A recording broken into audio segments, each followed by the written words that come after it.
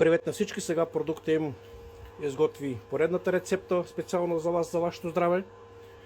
Мили хора, сега ще ви представя червената боровинка. Преди ви показах черната, сега е ред на червената. Сега е сезона на червената боровинка, така че желателно е всеки един дом да го притежава това.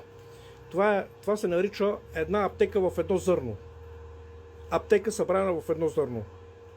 Защо го казвам това? Защото ако го вземете и си го направите вкъщи и го консумирате, тогава ще разберете истината. За какво помага? Накратко. Най-много за зрението. Поредното чудо за зрението за очите. За пикочните пътища. Противовъзпалително, антиоксидантно. За сърце, сърдечно-съдовата дейност. Противовъзпалително и още много неща, които не можем да ги опишеме, защото просто времето няма да ни стига. Помага при лечението на бактерия Escherichia coli.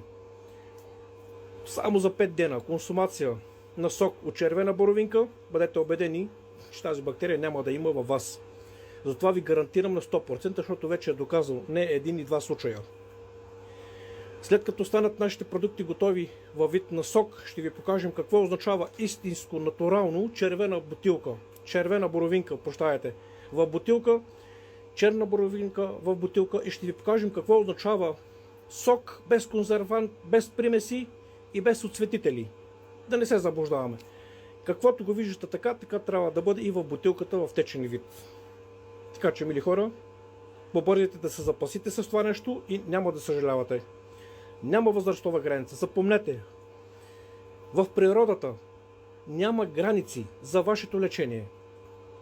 Така че помислете и вземете мерки колкото се може по-бързичко. Сега е сезона на тези чудеса. Очаквайте с още интересни рецепти. Надявам се да съм ви бил полезен. Бъдете здрави и до скоро!